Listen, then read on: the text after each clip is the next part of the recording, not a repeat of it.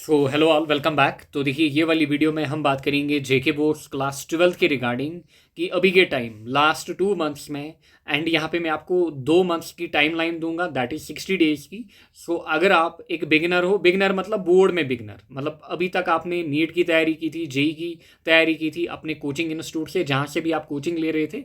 Now अब आपको boards की तरफ ध्यान देना पड़ेगा यहाँ से, क्योंकि अब आपके पास इफेक्टिवली जो अच्छे डेज की अगर मैं बात करूँ, 60 डेज आपके पास बच रहे हैं। दैट इज आपका अगस्त हो गया, देन आपका सितंबर, देन क्योंकि आपका एग्जाम एंडिंग अक्टूबर या फिर स्टार्टिंग नवंबर होता है।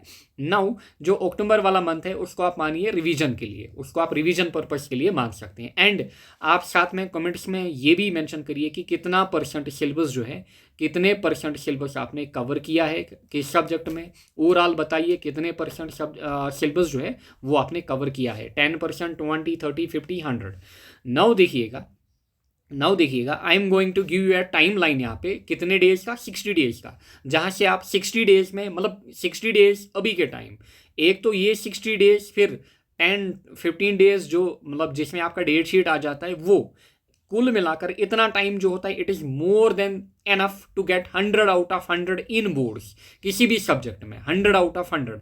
मैथ्स की अगर मैं बात करूं, मैथ्स में थोड़ा एक्स्ट्रा एफर्ट देना पड़ेगा। बाकी सब्जेक्ट्स की अगर मैं बात करूं, आपका फिजिक्स हो गया, केमिस्ट्री हो गया, बायो, कोई भी सब्जेक्ट उठाओ यहाँ पे मैथ्स के बगैर, उनमें इतने डेज इनफ हैं अगर आप एक बिगिनर हो बोर्ड के लिए।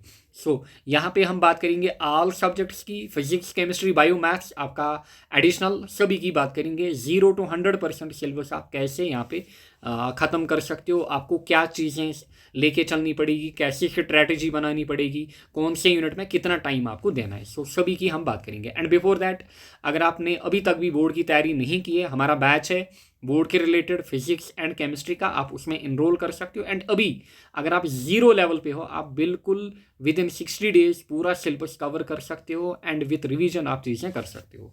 आप हमारी ऐप पे जा सकते हो। नाउ देखिएगा, इलेक्ट्रोस्टैटिक्स की अगर मैं बात करूं, फिजिक्स के अंदर हम बात करेंगे। पहले आपको अभी के टाइम, अगर आप एक बिगिनर हो, पहले आपको इसी को पढ़ना पड़ेगा। आपको कम से कम यहाँ पे 13 डेज देने पड़ेंगे। फिर करंट इलेक्ट्रिसिटी के अंदर 5, देखिए यहाँ पे वैरी कर सकता है आपका, मतलब +-1 मतलब आपको यहाँ पे एक दिन ज़्यादा भी लग सकता है, एक दिन कम, but this is an average. आप ये मानिए कि ये हमारा क्या है, ये हमारा एवरेज है। यहाँ पे एवरेज टाइम हमारा इतना लगना चाहिए। यहाँ पे 13 डेज, फिर करंट इलेक्ट्रिसिटी में 5 दिन, अच्छा मैग्नेटिक इफेक्ट्स में 8, इसी हिसाब से EMI AC में 8, इलेक्ट्रोमैग्नेटिक वेव्स में 2 दिन काफ़ी हैं अगर आप एक बिगिनर हो। ये मैं बात कर रहा हूँ अगर आपने कुछ नहीं पढ़ा है अभी तक बोर्ड्स के लिए। फिर ऑप्टिक्स की अगर मैं बात करूँ, 13 days are more than sufficient. Dual nature के लिए 3 दिन, एटम्स एंड न्यूक्लियर के लिए 4 दिन, इलेक्ट्रॉनिक डिवाइस के लिए 4 दिन। बोर्ड या फिर अगर आप बिल्कुल बिगनर हो, ये मान के चलिए। फिर इलेक्ट्रोस्टैटिक्स में आपको रिवीजन के लिए कितना टाइम देना चाहिए। अब कुछ एस्पिरेंट होंगे जिन्होंने काफ़ी सिलेबस ख़त्म किया होगा, फॉर एग्जांपल आपने पहला यूनिट 3-4 बार पढ़ा होगा। अब अभी के टाइम आपको रिवीजन में कितना टाइम इसमें लगना चाहिए, वापस 7 डेज। करंट में ज़्यादा से ज़्यादा 3 दिन के अंदर आपका रिवाइज होना चाहिए। वहीं पे मैग्नेटिक इफेक्ट्स आपके करंट आपका 4 दिन के अंदर रिवाइज होना चाहिए। So this is revision time line कि कितने दिन में आपका जो सब्जेक्ट है, अगर आपने वो 1 महीने 2 महीने पहले पढ़ा है, सो अभी के टाइम आपको कितना टाइम लगना चाहिए। एंड आपको डेज फिक्स करने होते हैं। ऐसा नहीं कि आप पढ़ रहे हो, आप अपनी जगह टाइम फिक्स करिए कि हाँ इतने टाइम के अंदर, एक डेडलाइन फिक्स करिए कि इतने टाइम के अंदर मैं सिलेबस कवर करूँगा। 60 डेज मैंने यहाँ पे आपको दिए हैं क्लियर, यानी कि आपका अभी के टाइम जब मैं ये वीडियो रिकॉर्ड कर रहा हूँ, सो इट इज़ स्टार्टिंग अगस्त। सो अगस्त आपका, सितंबर मंथ आपका, सो ये 2 मंथ्स मैंने आपको दिए हैं। आप बिल्कुल 0 to 100% जा सकते हो। आप 100 आउट ऑफ 100 स्कोर कर सकते हो किसी भी एक सब्जेक्ट में, बोर्ड्स की मैं बात कर रहा हूँ। क्लियर। सो ये टाइम लाइन आपको ध्यान में रखनी पड़ेगी। केमिस्ट्री की अगर मैं बात करूं, केमिस्ट्री में आपको जो टाइम है वो आपको डिवाइड करना पड़ेगा 1:2:3 में। अब ये क्या है 1:2:3? देखिए आपके 3 पार्ट्स होते हैं केमिस्ट्री के अंदर। वन इज आपका फिजिकल केमिस्ट्री, देन आपका इनऑर्गेनिक केमिस्ट्री, देन आपका organic chemistry. Now everybody notes class 12th में सबसे ज़्यादा वेटेज कौन सा पार्ट आपका कैरी करता है, दैट इज आपका ऑर्गेनिक केमिस्ट्री। ज़्यादा सिलेबस इसी में है, ढेर सारी रिएक्शंस हैं। नाउ वन, अगर फॉर एग्जांपल आप क्या कर रहे हो, लेट अस से आप 6 घंटे पढ़ाई कर रहे हो किसकी, केमिस्ट्री की। आप 6 घंटे पढ़ाई कर रहे हो केमिस्ट्री की दिन में, मैं मान के चल रहा हूँ। इस 6 घंटे में से आपको 1 घंटा इनऑर्गेनिक को देना है, 2 घंटे आपको फिजिकल, दिस इज इनऑर्गेनिक, 2 घंटे आपको फिजिकल में देने हैं एंड 3 घंटे आपको किस में देने हैं, ऑर्गेनिक। यानी कि आपको अपना हाफ टाइम, अगर आप केमिस्ट्री 6 घंटे पढ़ रहे हो, आपको अपना हाफ टाइम किसको देना है, ऑर्गेनिक केमिस्ट्री को देना है। ये चीज़ दिमाग में फिक्स करना। नाउ टाइम लाइन यहाँ पे मैंने दी है, जो आपके फिजिकल वाले यूनिट्स हैं इनको आप 20 से 21 दिन के अंदर क्या करो, ख़त्म करो। फॉर एग्जांपल सोल्यूशन, इसमें अगर आप एक बिगिनर हो, सोल्यूशन इसमें मैं आपको कितना टाइम दे रहा हूँ, 10 डेज़ का। मतलब स्टार्टिंग जीरो से आपने कुछ नहीं पढ़ा है, मैं ये मान के चल रहा हूँ कि आपने कुछ नहीं पढ़ा है। सोल्यूशन इसमें आपके 10 डेज़ लग जाएंगे, इलेक्ट्रोकेमिस्ट्री में 8 डेज़, केमिकल काइनेटिक्स में 3, सो टोटल यहाँ पे 20 to 21 डेज आप मानिए। फिर आपका इनऑर्गेनिक पार्ट आ जाता है, इसको आप 9 to 10 डेज में बिल्कुल एक बिगिनर की तरह फिनिश कर सकते हो। कोऑर्डिनेशन कंपाउंड्स में 6 डेज, डी ब्लॉक में यहाँ पे 3 दिन आपको ध्यान में रखने हैं। फिर organic chemistry most important part आपका आ जाता है। अच्छा, अल्कोहल्स फिनॉल्स मेरे हिसाब से सबसे important and most important and lengthy unit जो है आपकी ऑर्गेनिक केमिस्ट्री का, that is alcohols phenols and ethers.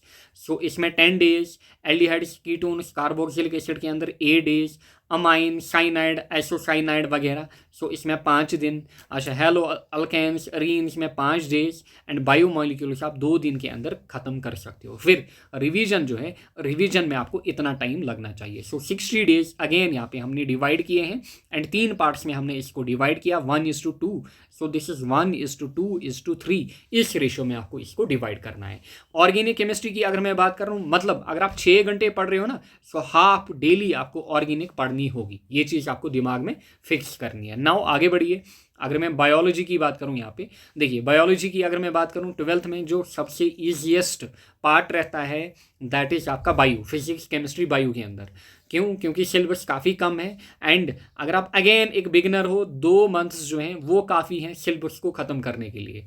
And यहाँ पे हमने इसको 2 पार्ट्स में ऑलरेडी यहाँ पे डिवाइड किया है, दैट इज़ आपका बॉटनी एंड जूलॉजी। यहाँ पे टाइम लाइन भी हमने दी है आपको, रिप्रोडक्शन प्लांट्स में 8 डेज आर इनफ, जेनेटिक्स में थोड़ा टाइम आपको लग सकता है 10 days, biology and human welfare 6 दिन के अंदर, इकोलॉजी इन्वायरमेंट 6 दिन के अंदर, इसमें 6 से कम ही लग जाएगा अगर आपका environment class 11th and 12th में था, क्योंकि ये आपका पूरा वहाँ पे हो जाता है।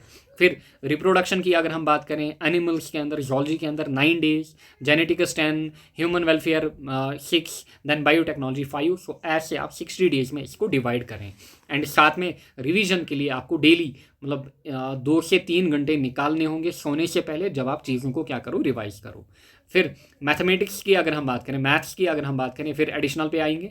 मैथ्स में देखिए आपके 13 यूनिट्स हैं टोटल, रिलेशन एंड फंक्शन 3 दिन, इनवर्स ट्रिग्नोमेट्रिक रेशियो 3 दिन, अच्छा मैट्रिसेस 4 दिन, डिटर्मिनेंट्स 3, कंटिन्यूटी एंड डिफरेंशिएबिलिटी 4 दिन।